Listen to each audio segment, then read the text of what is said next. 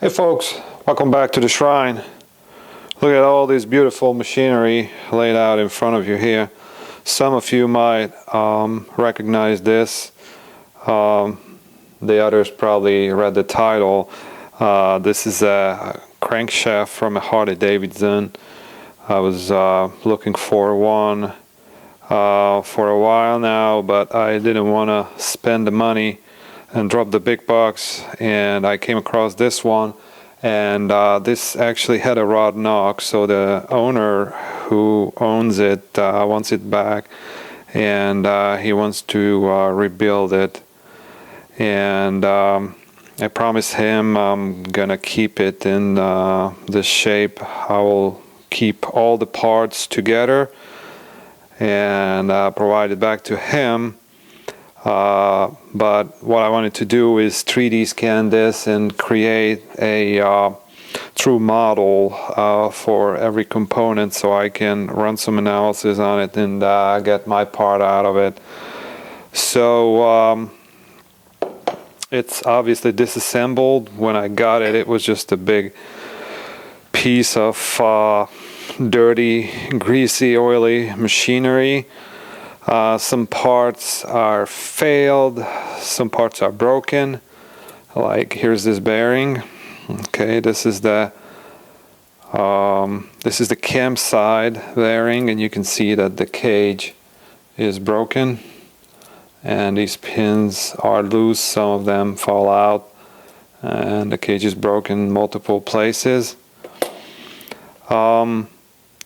So the crankshaft has this type of rods, and these are called fork and blade. Some of the people also call it master and slave, and they are also being called primary and articulating. So you can see that they are not the same. So this one is on the outside.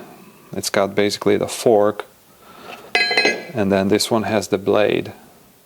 Okay, this is an older model. I believe it's a early 90s model. What was interesting to me that it has a bushing on this end. This is probably a some kind of bronze bushing. It's got a hole to lubricate the bushing, and on the big end here it's got a pressed bearing ring. So this part of the connecting rod is not heat treated. It's just forged from a real nice material, and then this one is most likely bearing steel, and it's ground and polished. So on the other one here, we got two bearings. You can see there's a bearing ring on each side. So there's one pressed in here and there's one pressed in there. And then the small end is the same. It's actually the same size. So when we put it together, there's a text here which is forged into the part, and there's a text here which is forged into that part. And when you put them together, then one has a text up and the other one has a text down. And you can see that here this curve kind of matches this curve here, and when they go around they move relative to each other in this motion. Okay, they open and close. Here's the flywheel, and this is the cam side flywheel, what I call the cam. So there's the cam that basically there's a gear here that drives the cam shaft, and that moves the lifters and the push rods. And what you can see here, there's a hole that goes through. So this is a 1/4 inch hole that goes all the way through the shaft, and on this side there's a plug. And then this side there's a restrictor, and the restrictor has about a 2 millimeter diameter. So the oil is being pumped from this side, and then there's a hole here, and this hole, and this is a tapered bore, so this hole goes through, and basically it it meets with this hole in a center shaft, and that's how the oil is being pumped up here. And so once the oil is up there, there's a gallery here in the pin. So this is a crank pin, and the crank pin has one hole perpendicular and one hole in an oblique angle, and they meet. So the oil comes up from this side and it comes up here, and it's being emptied into this space between the two bearings. So again, we have 3 bearings here. I'm just going to install the cages. Okay, so the center one is for the articulating rod, that's for the blade, and then the 2 side ones are for the fork. They also call them front and back. So if you look at the engine, there's a front cylinder and then there's a back cylinder. And so these connecting rods, one goes to each of the cylinders. The whole crankshaft weighs about 14 kilograms. And I weighed each part individually. I created a 3D model. On the drive side, you can see the splines here. So this is where the gear goes that drives the clutch. And you can see there's some heavy treads on this side. And this doesn't have a hole that drilled through. These are just center holes. They don't go through the whole length. The pin is being retained by these tapers here. So the tapers center the pin relative to the flywheels, and then on each side there is a nut, and there is no retaining for the nut. Okay, so there's no plate here that would retain the nut, and then you would bend the plate over so to prevent the nut from loosening. This thing's been in a production for like 60-70 years, and I was surprised about that. It doesn't have any other retaining features. You need 1.5 inch wrench to remove these nuts, and there's a lot of torque on them, I gotta tell you. I actually have a picture here when I was disassembling it on the lathe. That was quite a job. I wasn't able to measure the torque. I will have to go to the books and look up what's the recommended tightening torque for these nuts. So what we got here is I believe this is a 1-inch thread, and it's 20 threads per inch. So if you look at the threads, there's only 5 or 6 active threads that retaining this nut. This is a thin nut. I would consider this is a thin nut. So there's about 5 or 6 threads engaged retaining this nut. Again, this crankshaft had a rod knock, and what the rod knock is that when you have it assembled and you're trying to move the rod in a radial fashion, it is gonna have a gap, and it's gonna bounce back and forth like that when you move it. And so it's not this much, obviously, because the bearing is in between them, but it's gonna have some movement. So I 3D scanned every part, and the 3D scan is so good in quality that you can actually pick up this wear on the pin on the 3D scan. So what you can see here is that this wear goes for about this point to that point. So I would say it's about 180 degrees. So it goes from here to around here. So it's 180 degrees.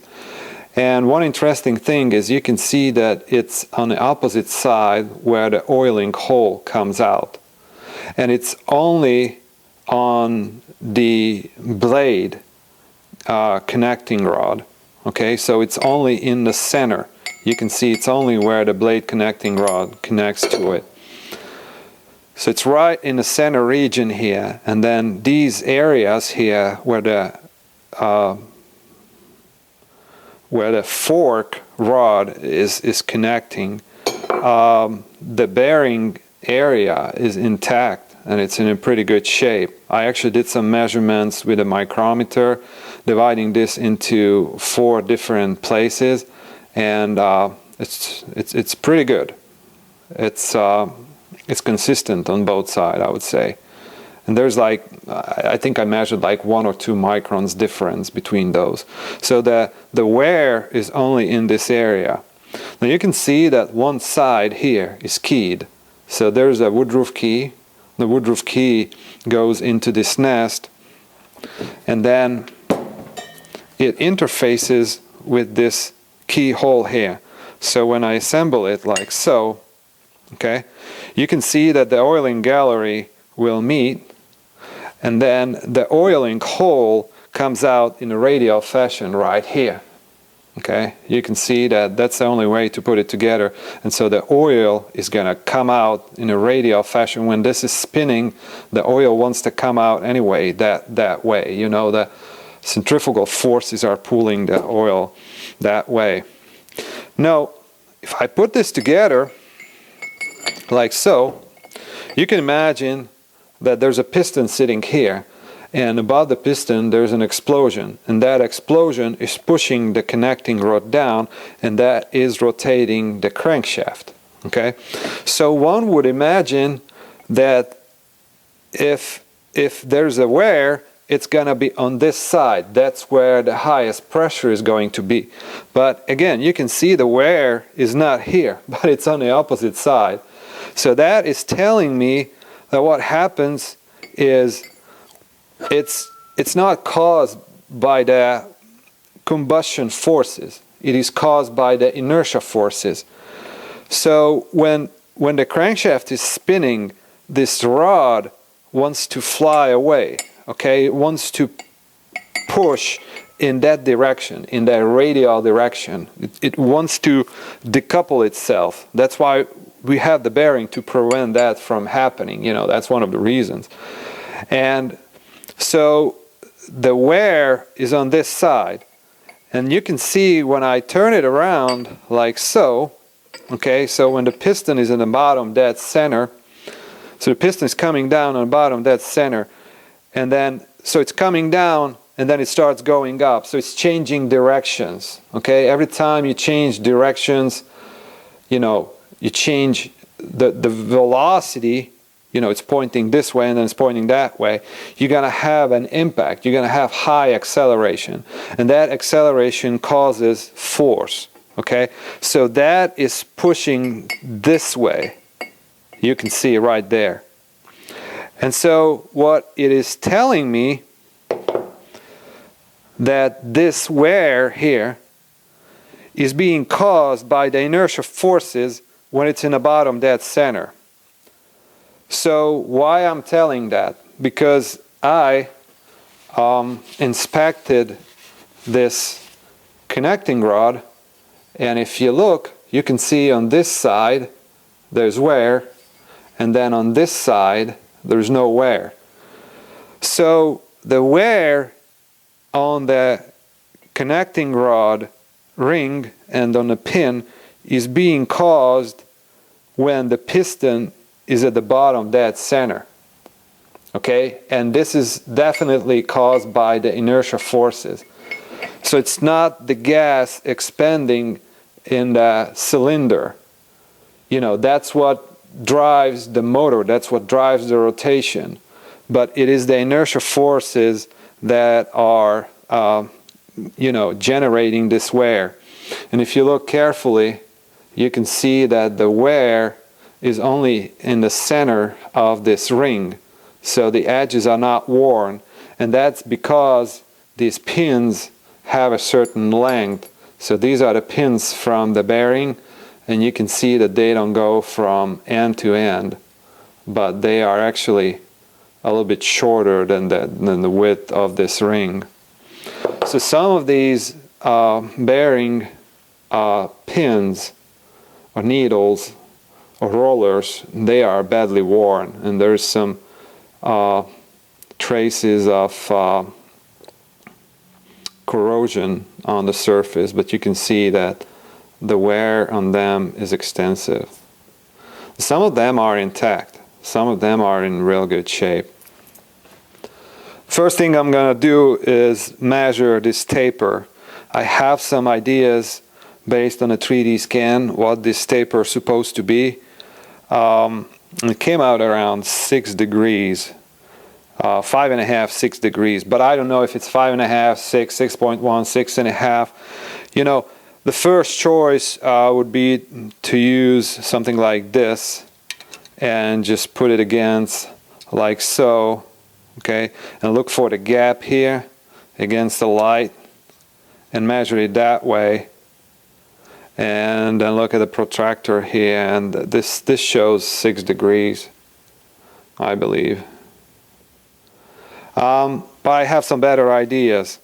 So we're gonna go to the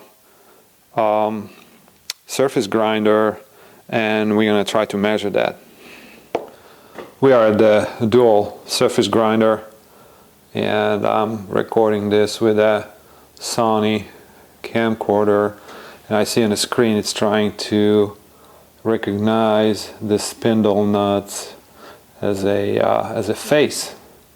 Like many times, you know, they show up as a face, and it will put a box around it on a viewfinder. I just found that amazing. Anyways, so here's the magnet, and I've got the sign plate on a magnet, and then on the sign plate I have a V-block, and the crank pin is resting on a V-block. Up in this area of the crank pin I found a section where there's no damage yet, you know, from that rod knock, the damage that I shown earlier. And what I did here is I put an indicator against that surface, and I'm moving it left and right, and that's a half a 10 indicator, so it's a 10 micron indicator, and it's moving about 1 division. And that's pretty much the best I can do at this point. I shimmed the right side with 2 layers of paper, so it lifted up this side.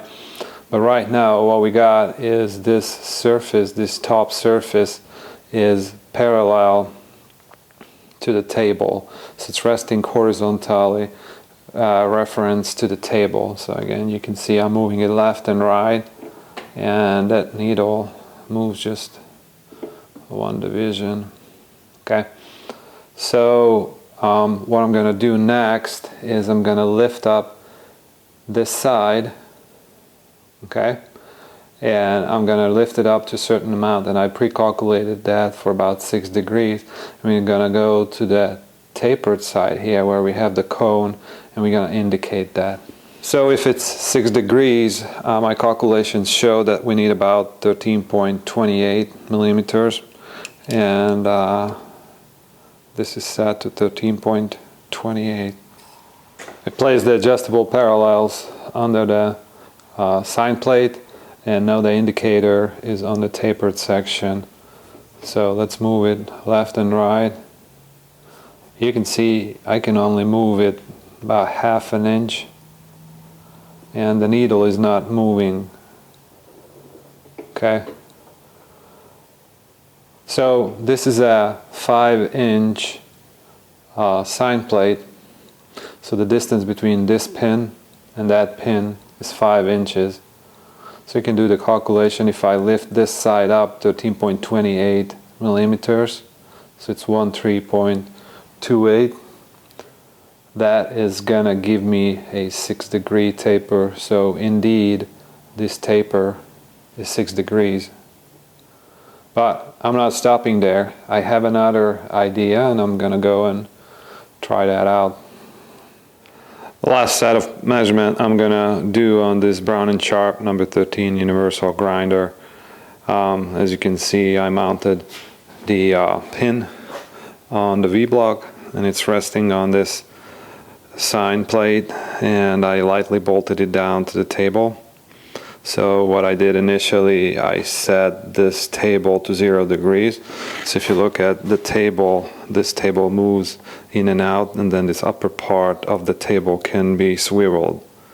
Okay, and there's an angular indication here. So I initially set it to 0 degrees, and when I set to 0 degrees, I was moving the table left and right, and I was sweeping with this indicator and trying to catch these surfaces here, so these cylindrical surfaces, and it was dead on 0. So the table has an indicator right here, so you can see there's a 90-degree mark, there's a 0-degree mark here, and also 90-degree on the top, and it also has an indicator here, and this one shows taper in inches per foot. Okay, so I indicated it in the horizontal, in a parallel plane, and what I did is then I swiveled the table to 6 degrees. So right here you can see it's set to 6 degrees. What I did next is I found the horizontal line, basically the center line, the center plane. When I'm moving the spindle up and down with this dial, you can see a subtle movement on the indicator. So right now we are on the center line. You can see the indicator is not moving clockwise anymore. It actually started moving counterclockwise, which means that the needle is going away from us. So this needle is going away from us, so it's coming down on the tapered surface. So when it's at the maximum, it's right there. I can also move the table in and out with this dial, so I can fine-tune the needle so that it's on 0. You can see that it's real subtle movement of the needle. So there you go. So I'm gonna go back to 0 like so, and now with this dial with this wheel I can move it in and out, so I can move it left and right. The needle doesn't really move, it's dead on. Okay, so I'm sweeping it, I'd say 1/2 inch width, and it doesn't move at all. So now we know that this surface, this tapered surface here, is parallel to the axis. So now we can read the actual angle. So if you look here, this dial shows taper in inches per foot. Okay, so there's 1, there's 2, 2.5, just a little past of 2.5. So these are 8s or 16s. So that would be 9/16, 2 and 9/16 of an inch. So I made a quick layout here. So this is 1 foot, and this is inches. Okay, so that would be inches per foot, and we know that this angle is about 6 degrees. So if I do the math, then X would be 126. But remember that the grinder is grinding the taper, so it's the included angle, so it's going to be 2 times that much. So 2 times that much would be 2.52, and that is inches per foot. So on the dial I can see 2 and 9/16, which would be 2.56. So indeed this angle is really close to 6 degrees. So I'm going to leave it there. I returned the parts to the owner, but kept some of the items he'll replace since he would pitch these parts anyway. I've got the crank pin. I'm going to section this to see the microstructure and the hardened areas inside. I'm mostly interested about this area where the thread terminates. Stay tuned for that. Well, folks, that will be a wrap for today. I hope you enjoyed the video. So please give me a thumbs up, and if you like the channel, please don't forget to subscribe. See you next time. Bye.